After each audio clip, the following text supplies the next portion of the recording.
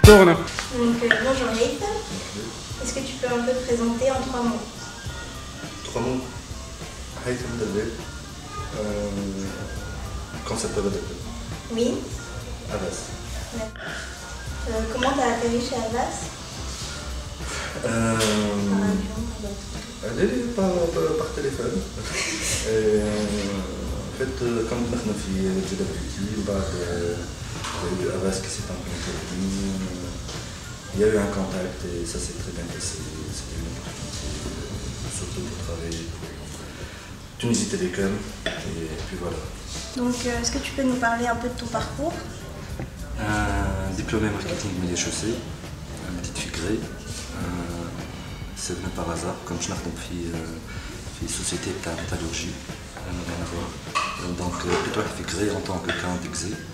Et puis j'ai eu une opportunité, Rabel Georges Emine, JWT, et il m'a proposé un poste et en tant que client d'exé. Après, il a dit le planning stratégique. Moi, le planning, la question se posait, oui, finalement, tu as la possibilité de faire le créa en tant que concepteur-rédacteur. A priori, c'était pas évident, mais pour moi, depuis, je suis concepteur-rédacteur. Donc, tu as fait un peu tous les métiers en fait de la communication?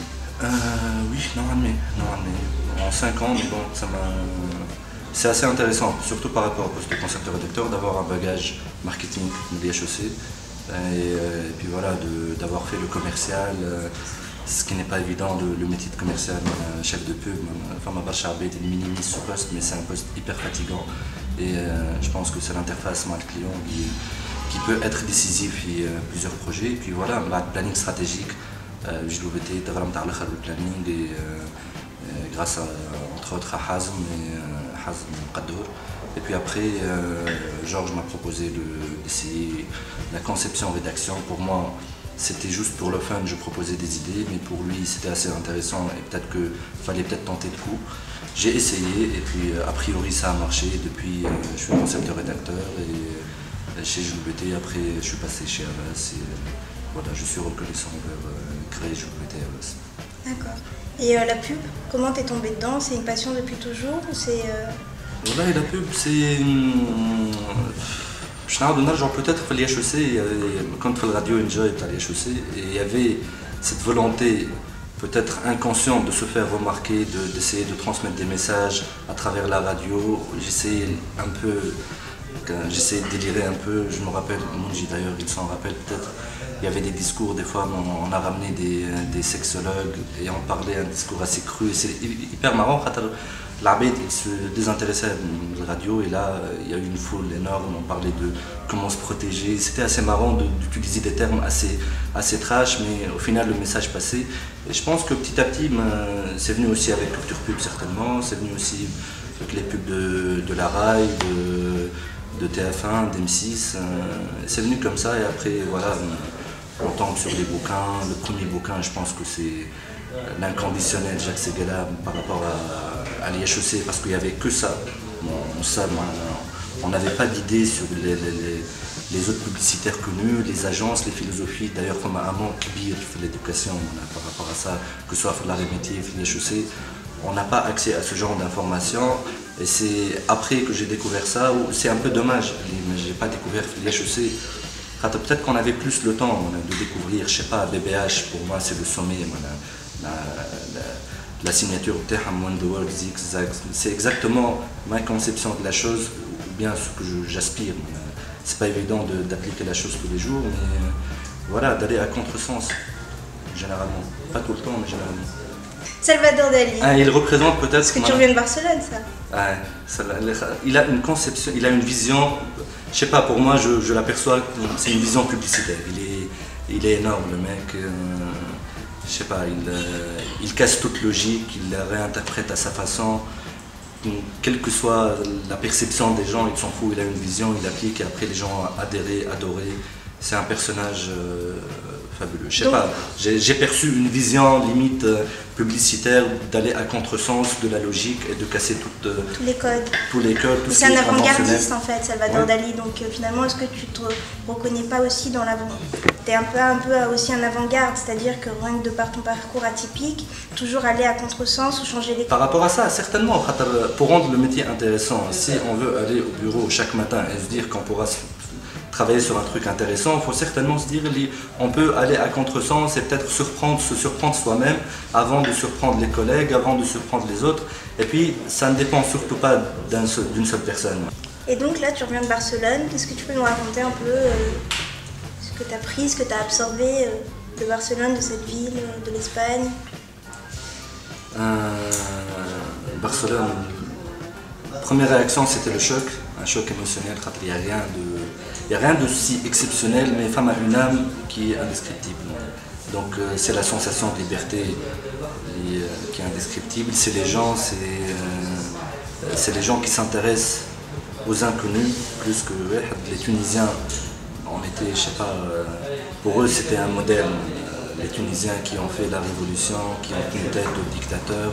Et puis après, c'était les fameuses questions, comment ça se passe, l'islam, les gens, ils essayaient de faire le rapport avec l'Andalousie par rapport à la bouffe.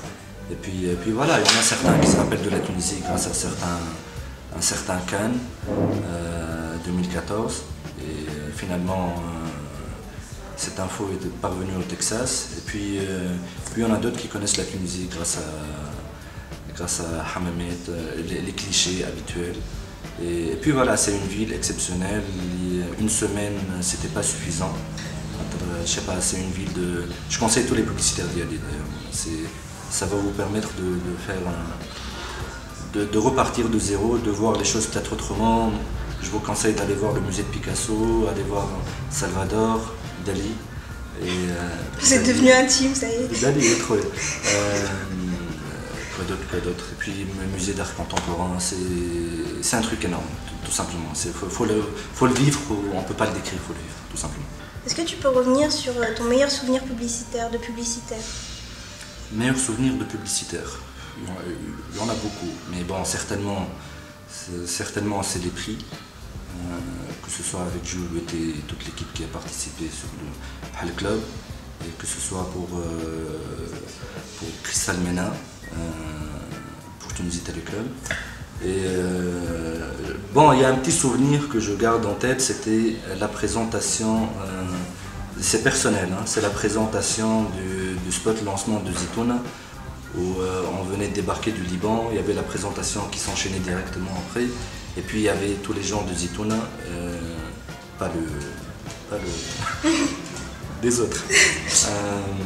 Et puis voilà, on a passé le spot, c'était le silence total. Après, il y en a un qui éclate de pleurs, en larmes.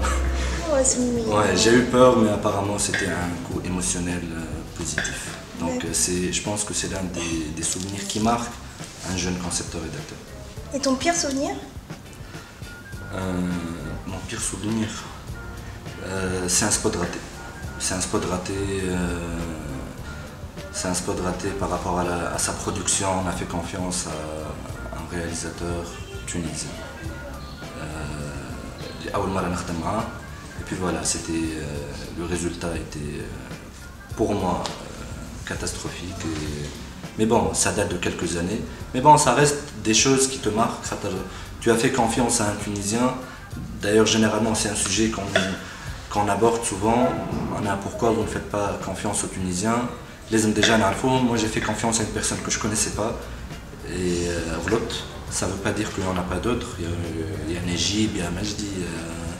Il y en a certains qui sont hyper compétents. Mais voilà, ça reste un souvenir assez négatif. Mais bon, on apprend.